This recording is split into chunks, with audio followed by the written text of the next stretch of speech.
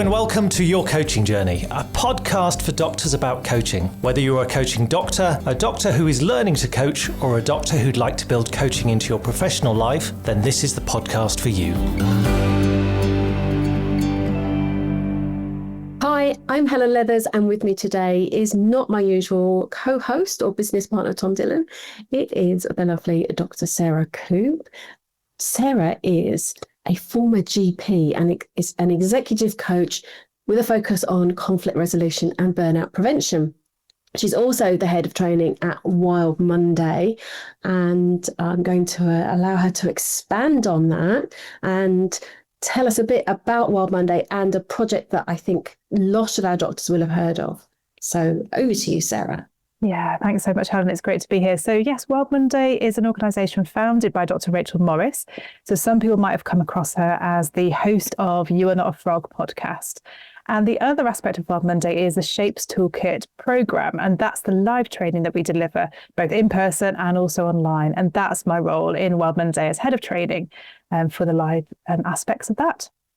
Lovely. And we saw you in person in London not so long ago, didn't we? For the was it a Frog Fest? What was it? No, it was our first, didn't it? Work Well Live event. Yes. So this is all part of, we have a subscription, 12-month subscription called Work Well Programme for organisations. And that's a really great way for people to get involved and hear about our Shapes Toolkit programme. And so it was our first live event. So yeah, you came along and talking about coaching, and that was really great. Went really well. And we had the pleasure of meeting up with some of our doctors there as well, our coaching doctors. So great. To meet in person, isn't it? Yes, absolutely. So we want to find out a little bit about you, because as you say, we have a working relationship with yourself and Rachel, and we thought we'd have a chat with you on the podcast. So in the spirit of our previous interviews, going to stick to a similar format. So I'm going to ask you, what drew you to a career in medicine, to becoming a doctor? Yeah, so that's about 30 years ago now, having just hit the big 50. And thinking back is interesting, isn't it? When you look back and think, okay, what did draw you to whatever career you're in? And I think for me, it's probably started not as a really young child. I didn't think I always wanted to be a doctor, but I think probably around the age of 14, 15, when I was making my choices for the GCSEs and A-levels, and just thought, oh, it's something I could do. And I remember doing some work experience in paediatrics, which I really loved. And then chose my A-levels accordingly. It was kind of a bit of a choice for me between music and medicine, because I played the piano and the cello, but you have to be really good, don't you, at that? I don't think I would have really made it as a professional musician. So yeah, to medicine it was, went to Edinburgh to study, and then did GP training. So I think what drew me to that was probably that fascination about people, really. I don't think I really knew it at the time. I loved science, but I think it is that fascination for people and problem solving. I've always had an interest in detective novels and crime and sort of getting to the bottom of things. And I think that's what it was. Yeah. That's interesting. Yeah. I was talking to someone the other day about how I started reading Agatha Christie books when I was about 8. And she was like, you were a very strange child. Very advanced. Yeah. So there's something about that, isn't there? Which is all about, okay, you're presented with an issue. It's a bit like coaching, isn't it? What's really kind of going on? And then what you might think is the obvious culprit actually doesn't always turn out to be. And there's often a story behind that. And I think it's that fascination as I've got older and understanding myself better. That's what I love. That's what really makes me tick. Yeah, we were just talking about that this morning on one of our workshops, actually. So it moves us really nicely into how you decided to explore coaching as part of your medical career. Yeah, that is such a good question. So it was 20 years ago when I first had some coaching, and I think serendipity, I fell into coaching. I'd just gone back to work after my youngest had been born and had 2 children, and was struggling with that whole juggling of working and being a young mum. And I remember I bought a magazine that I wouldn't normally have bought, but something drew me to it. And in the back of there was an advert for coaching. And something about it jumped out at me. Coaching wasn't a thing really at that point in time. And there's just something, I can't remember what it was, but I contacted this person and started having coaching myself. And it was just transformational. I really remember the light bulb going on when I realized about values and the fact that, oh, I have different values to other people. And again, that sounds so ridiculous and naive now. But back then it was hugely eye-opening for me. And then the questions that my coach, Emma, started asking me, because I found it so powerful, I started asking similar questions in practice meetings. I remember my GP colleagues thinking, what's happened to her? Why is she asking these questions about, oh, what do we want? And how will we know when we've got it? And those kind of questions. But it really changed some of the decision making for us in practice meetings, but really in a consultation level. It was so powerful just to ask some more open questions and realize I didn't have to do all the work for some of the issues that people were coming with. And then I think after that, I started teaching medical students and using coaching in that aspect of my work, and also as a GP appraiser. And that's perfect for asking coaching questions. And one thing kind of led to another in that way in terms of opportunities that came up. And then I found myself starting to be involved with communication skills workshops for one of the medical defence organisations and facilitating that and teaching communication skills, which was a real fascination for me. So yeah, and eventually that's just built from almost one portfolio job to another to then more substantive posts that I've had over the years. Amazing. So obviously that's historical. What are the different ways that you use your coaching skills now? That's a really good question. I think a lot of it has just become unconscious. I do remember my husband saying to me, oh no, you play mind games again when we're asking those kind of questions. For him and the kids when they were teenagers, it was brilliant to use that. So I think, in home life, in relationships, definitely I've used coaching a lot. But the way I'm using it more professionally is one-to-one with doctors, other senior healthcare leaders. I trained as a conflict coach and a mediator because probably about 10 years ago, I was being asked to coach people who either had been, I say put on an action plan, don't mean that. There'd been an action plan put in place for someone, say with anger, who had been demonstrating quite a lot of anger issues. And when I coached them, it became quite clear that there was unresolved conflict in the situation. So I ended up actually not just coaching that person, but maybe a manager or another team colleague. And then I became very interested in mediation as a wider skill for GP practices, for teams that are struggling for various reasons. So trained as a mediator, did a lot of conflict coaching, and I still do some of that now, that diagnostic and interventional work with teams and healthcare leaders. Quite a lot of my work as well with doctors is career change advice, or people have had a period of time off work, going back to work and that transition. But I really love coaching leaders. I think, again, just getting down to that depth of self-awareness and change, so important. Yeah. And then you've got your training role as well. Yeah. So the training role, when we're delivering the Shapes Toolkit program or with a Work Well program, it's from a coaching perspective. So a lot of the time, yes, we're presenting some information, we're providing opportunities for discussion, but a lot of the time we're using real coaching questions just to create that space, even on an online session, for people just to stop and think, okay, what actually stops me from saying no to that extra work? Or what's the first sign that I would notice that I was becoming burnt out? So just those kind of simple questions, but actually, again, like I said earlier on, getting down to the root of the issue. So I think I once called it restorative coaching. That was what I did. Someone asked me once, what kind of coaching do you do? And I remember coming up with the word restorative, which wasn't a word I had sort of labelled it as before. What I meant by that was drilling down. I sort of see it like a tree. The picture, I love metaphors. The picture of a tree. Okay, you might see some fruit on the tree. You might see the state of the tree. You might be able to observe the soil, all of those things. But if we are like a tree, we can see the fruit that's showing our lives, for better, for worse. We can see the kind of environment we're in. But actually, what's going on at the root level? What's really happening under the ground? And I think, for me, it's that asking questions, creating space, really supportive environment for people to look at, okay, what's really going on? And then where's their choice, or what can they do? And rather than perhaps sometimes in medicine, I would find I was just a pill for every ill, or a sticking plaster, which is not so satisfying for either doctor or patient. But actually really get into what is that root cause. Yeah.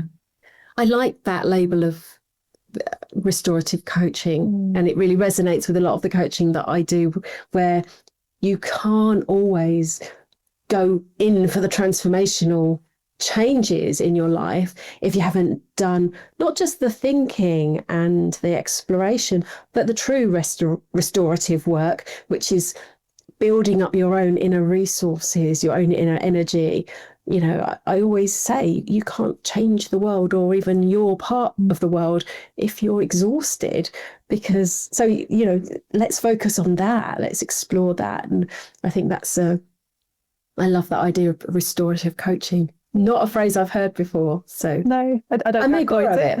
You borrow it. I don't think I coined it, but I think that just is a really helpful term for the sort of work that I'm doing. And one analogy I came up with as well was, if you looked out your window and you've got an apple tree in the garden and it's growing, it's growing apples as you would expect it to, and you decide, oh, I don't want apples this year, I want pears, and you went to the market and bought a load of pears and stapled them to your tree, you could look out the window and think, oh, look, I've got a pear tree. But of course you haven't. You know, the next year it's going to grow apples again.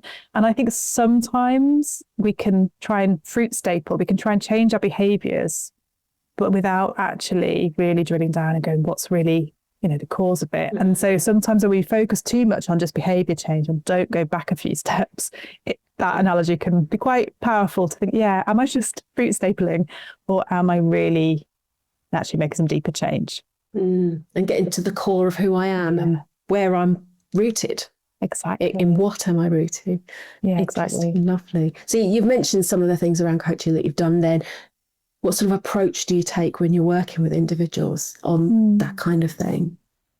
Yeah, the kind of approach, I think, I do tend to go quite deep, as you can imagine, with those kind of questions. And of course, coaching isn't aimed to be therapy, but I have done quite a bit of work and training in CBT, motivational interviewing. So I bring those into the coaching as well, but it's not looking back, but sometimes we need to look and understand, not to psychoanalyze, but just to understand, okay, that's why that happens. And I think I've done a lot of trauma-informed work as well, and just understand the generational patterns, all of that.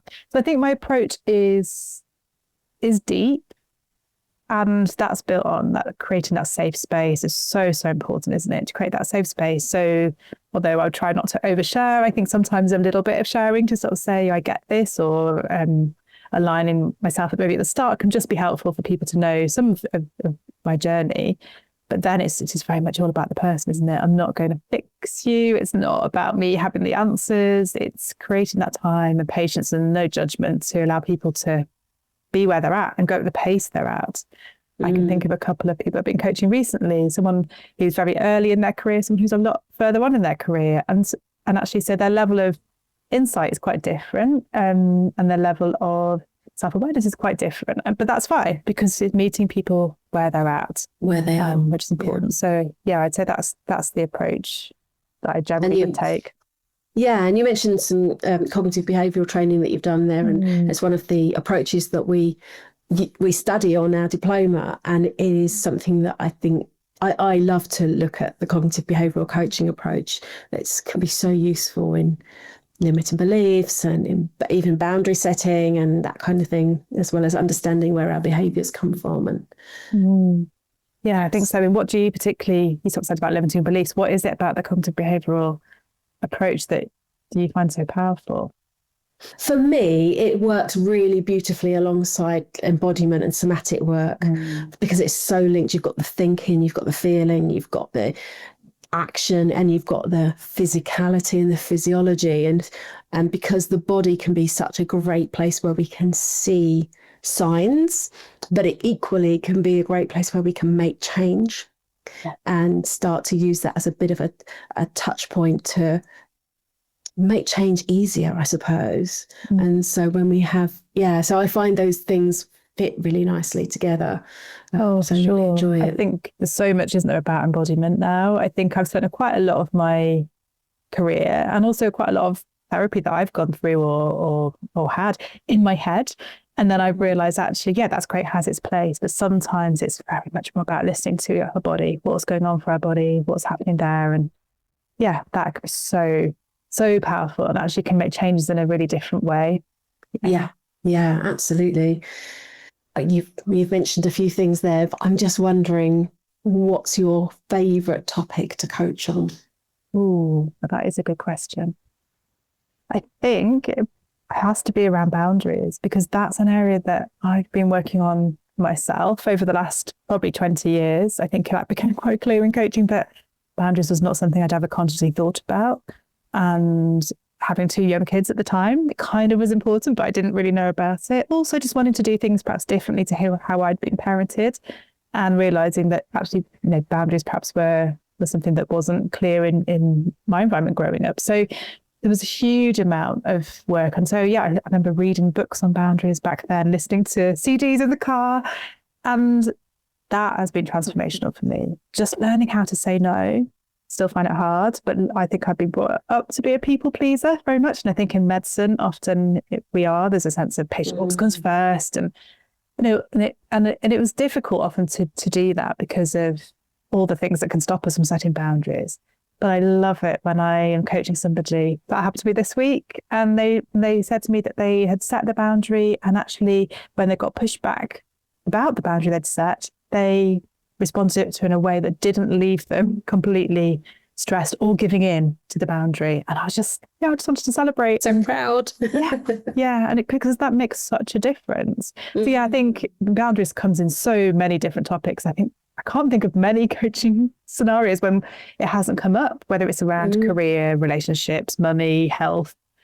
A lot of that is really saying, when I say rules, I don't mean that in a fixed way, because boundaries are flexible, but what are the rules that you're making for yourself? How do you want to show up in that situation? Yes. And it could be about habits. I mean, habits are rules really that we make for ourselves, aren't they? They're a type of boundary. And they're also, they are to a degree rules. They're about the rules of engagement with other people and with ourselves and our situations. How am I going to go about managing my work-life balance? How am I going to interact with people? And I love it, because I think when we start to understand boundaries, we can let people know who we really are. Exactly. And I think that always gives me goosebumps when we get to that point. Who am I? Who am I really? Yeah. I think that's it, isn't it? And that's probably where the values exercise is so helpful to start off with, because that's all part of understanding who am I? Because we can't really set a boundary for ourselves unless we know what's important to us and what really matters. And one of the challenges often is, depends on our upbringing and our experience in life, is knowing where we begin and where others kind of finish, if that makes sense. Yeah, definitely. I see that a lot. And you mentioned about being people pleasers, and we see that so often in our doctors. They've got people pleasing, they've got try hard going through their head, and be strong, and all of those things that can unfortunately lead to trouble, can lead to burnout. And boundaries is one of the things that we can utilize, learn, explore. Yeah. So I'm just going to ask you what perhaps you think is one thing that might get in the way of someone being able to not just set boundaries, because that's one part, as you've alluded to, but to maintain and look after, defend, or reinstate those boundaries. That's such a good question, because I think there's all these sort of steps almost, isn't it? The first step is knowing yourself, to know what's important to you, to know what you do and don't like, and you do and don't want, to then set the boundaries, but also around kind of goals and what boundaries are going to help you achieve your goals as well. So I think what gets in the way, yes, then the next step is setting the boundary, but then the third step is when someone pushes back against it or life changes. And I think an important principle is boundaries aren't walls. They are fences. If you think of your garden, your plot, it outlines, doesn't it, what's yours and what's your neighbours, your next door neighbours, if you think about a physical boundary in that way. And I think one of the things that gets in the way is actually believing that it's okay to do it. That can maybe be the first thing, that it's okay to hold your boundary, even if the other person doesn't like it. I think it's often that test, isn't it, of, if you think about young children, and you might set a boundary around, the way that we want, it could be a boundary around healthy eating, for example. And of course, they won't like it. Your job is to set the boundaries, I often say as a parent. Their job is to push back against it, and your job is to hold to it with empathy. And I think sometimes we don't hold to it if we're fearful of the response, or we don't like not being liked, or the fear of not being liked. So I think that can get in the way. Firstly, it's it's a fear of rejection, really, when we think about the root cause, isn't it? Yeah, it could well be. Absolutely. And it's funny that you mentioned children, because I personally don't have children, but I take some lessons from things that I've learned from children and carers along the way. And I have a very vivid memory. I always talk about it when I do workshops and speak about boundaries. A very vivid memory of standing with a foster carer. So I used to work with children in the care service, and she was trying to talk to me, and this little boy who I just brought back to her was banging on a patio door, and it was quite late in the evening, and he's banging on the door going, "Oh, can I go out to play? Can I go out to play? Can I go out to play? Can I go out to play?" Really loud, and we were trying to speak so I could leave. And she said, oh, every few words she just went no. So she would chat, no, chat, no. And I made a joke, laughed, or said something about her keep saying no. And she said, "Helen, what you hear is no, and what he hears is I love you." Oh, I mean, yeah, that stayed with me for many, many years. I think that was about 23 years ago, and it stayed with me. And I have a mantra when I teach about boundaries, which is boundaries are an act of love. Yeah. Wow. And yeah, because they're apart from that scenario where you're setting boundaries for the safety of other people, for their well-being. Yeah. It's also that idea that people get to know you. So it's an act of love to show yourself, to show who you are and how you want people to engage with you.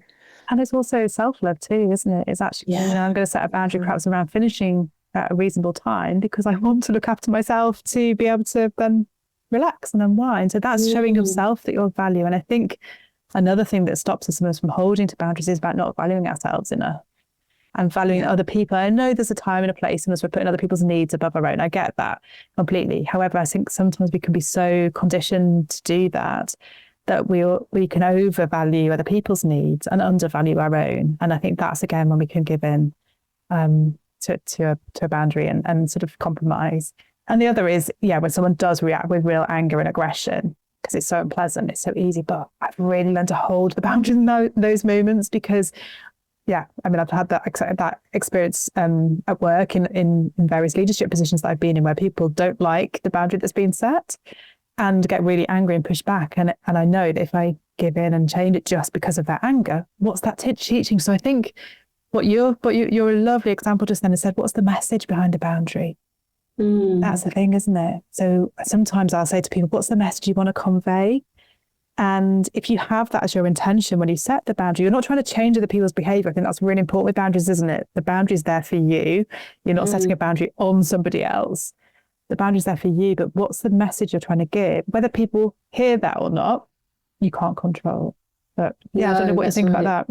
Yeah, and it strikes me that, how people perceive that boundary, like you say, what they hear, what they perceive. One of my other mantras is that, a boundary isn't to punish someone else. And sometimes we think that they think it might be, or it's perceived as such. So it's that perspective taking, isn't it? And I'm interested about what you said earlier about, some boundaries are flexible, and obviously we both work with people who within structures, within systems that can be challenging. And it may well be that you or one sets a boundary that occasionally is imposed on, and maybe it's seen as a slightly more flexible boundary. How do you feel about that or how do you feel that people can manage that if it's continually having to flex? Yeah, it's a really good question. Just think of an example might be, say, for a clinician, and they want to set a boundary for themselves and for their family that they get home, at a reasonable time. But they're continually being asked to stay later. And there are times when you want to flex that boundary. Of course, you don't want a patient to come to harm. So, if someone's going to die, you're not going to stick to your boundary and go, no, my boundary is I must finish at 6 o'clock or 6:30. You'd flex. But I suppose when there's the repeat, I think I would say to people, be a pattern disruptor. So notice a pattern if something's happening for the same reason to do with that particular person. So if you're always being asked to stay behind later to see an extra patient because someone else is always running late because they start their clinic late, for example, then that's not really your problem. But you could be seen as the person who should fix it. for whatever reason. Maybe you're the most senior person there, or you're just seen as the most approachable, or whatever it is. And so I think for me, it's like, if there's a pattern that I'm seeing where I'm being asked to flex my boundary repeatedly, I want to get to the root cause of that. What's that about? Have I been unrealistic with my boundary? And actually, do I need to relook at that? Or is there something else going on for somebody else or in the system or the organization that is meaning that's true? And that could be the case both at work, but also for myself. I might set myself a boundary, like you say, around, I don't know, I think of an example now, but maybe doing some exercise in the morning, for example. If I'm never managing to kind of get up to do that, then am I being unrealistic with, the time that I've set? Or is there actually something else going on that's meaning, and this isn't really applicable to me, but meaning I don't have the energy at that time in the morning? So I suppose it's being curious, with that. Does that answer the question, or what else are you thinking? It's an interesting perspective, just to what you mentioned there, to look for the patterns. Yeah. And to think about disrupting. I just think sometimes we get people who might say, oh, I'm always going to, let's go back to that example, finish work on Friday at 5 o'clock, and then every Friday there's something. I'm going to finish at 5 unless there's something of an emergency. And if there's always an emergency, then you could call it a flex boundary, but it's never a boundary. It's never become a boundary. It's never had the chance to become a boundary in order to flex. So at what point does that become just the norm and no boundary is being set? And I think having time to think about these things, which we started off with a few moments ago, having time to really give thought to those things and when it happens and why it happens and who it happens with, what are the patterns? And patterns are something that certainly I encourage people to look for in the work that I do with coaching for boundaries as well. And so true. I think maybe when we're coaching somebody and we're looking at setting boundaries, I think a lot of the work probably would do is encourage them to look at that and what might get in the way of that boundary. How realistic is that? Who's going to support you? Is it just down to you to hold that, or will anyone else have your back? And often it might not be anybody else that has our back, but it is just down to us to hold to that. But also, and I often ask the question, what would happen if you don't stick to the boundary? When might you be flexible? So I think those kind of questions can be really helpful, rather than just thinking, right, I'm going to set this boundary. This is how it's going to be. And maybe not considering all of that. I think the other thing is to check in with ourselves. If it never has chance to become a boundary because we never actually establish it for ourselves, then what does that say? Is that because we don't actually really, really want that boundary for some reason? And I'm going to be challenging here, but on a Friday night at 5 o'clock, if that was this boundary, we say, no, I want to finish at 5, for whatever reason, but actually we don't actually establish it. And we could say there was nothing that really stopped us. I want to do a bit of deep work there, going, what's really stopping you from leaving work and getting home? And sometimes it can be about self-worth with work.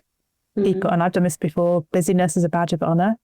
And just actually being busy. Sometimes we could use busyness as a distraction from dealing with some of the inner stuff. So I'm going off on a tangent slightly, but sometimes I know that things don't get established because of inner resistance for ourselves. So you said earlier, what might stop someone from holding to their boundary? Yes, it can be things from the outside that make it difficult. But I think sometimes there's inner stuff going on for us. Yeah, definitely. We could talk about this all day. I'm aware of time, and I've got a couple more questions. But I want to say, I know that you've got something coming up soon, haven't you, around boundaries? So shall I talk about that a bit? Let's talk about that, because I think that there might be some listeners who are really interested in this. Yeah, fantastic. Thanks, Helen. So yes, we have a half-day online event coming up called Boundary Hunters. So it's Frogfest virtual. So it's related to the podcast, but all part of the live training that we do. Frogfest virtual, Boundary Hunters. It's the 25th of November, Tuesday morning, and it's a 3.5-hour session. So we've provided your listeners with a special link to be able to book tickets if you'd like to. We'd love to see you there. Really what we're going to explore in that session, there's 3 speakers, both myself, and I'm going to be looking at boundaries with difficult people. Like, I've plenty of experience of that in my life. How do you set boundaries with people who are maybe not reasonable? And, we might label them as toxic, that kind of thing. Rachel Morris is going to be talking about boundaries, why we need them, the importance of them, some of that deeper work. And then Karina Gordon-Barnes, who's a brilliant coach and one of our Shapes trainers as well, she's going to be talking about how to set impeccable boundaries. So being really clear about your boundary, what it means and why it's important. So I think it's such a deep dive into this topic. And on that session, we have the three of us speaking, but there's also time for breakout rooms and discussion with peers, which people say they find helpful. So yeah, I'd love to see people there. Yeah, well, we will put a link that you mentioned in the show notes so that people can click through and have a look at that and get booked on, because that sounds like it might be really beneficial for a lot of people. You've combined so many things in your life, and you've had lots of different hats, I guess, and just one of those being the coaching aspect. So we ask all our coaching doctors what they would say to other doctors who are thinking of adding coaching in to their professional life. And I was just wondering if I could ask you the same question. Of course, yeah. So I did a coaching diploma. Yeah, it was about not quite 20 years ago, but very soon after coaching myself. And it, like I said, I can't really express just how powerful that has been. I think what I'd say to other coaching doctors is it will start with you. So when you undertake a coaching qualification, undertake a coaching course, such as your coaching journey provides, it starts with you, and be prepared for that exploratory work. However, it really does lead to freedom in so many ways, from understanding yourself, but also recognizing the choices you have.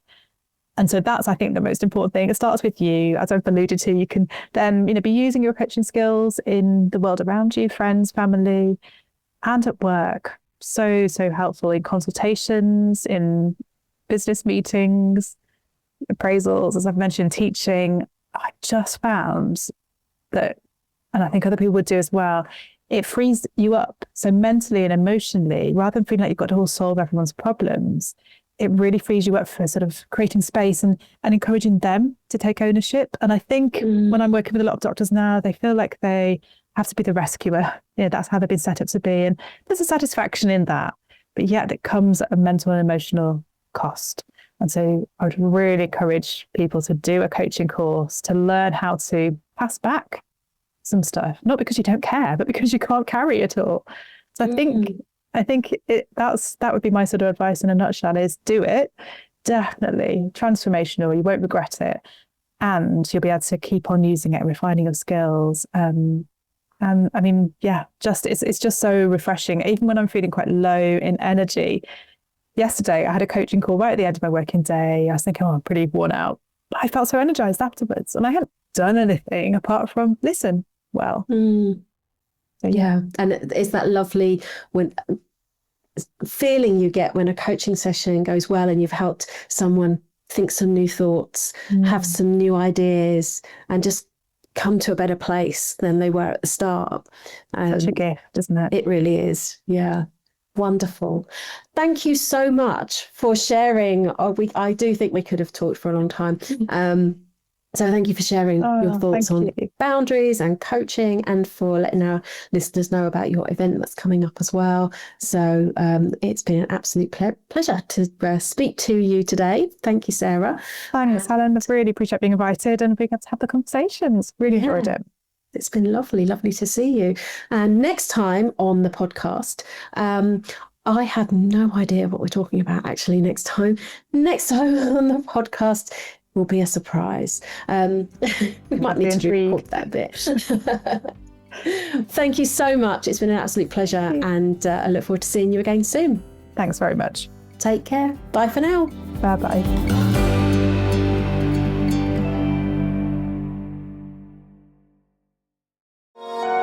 This has been a Monkey Pants Productions podcast.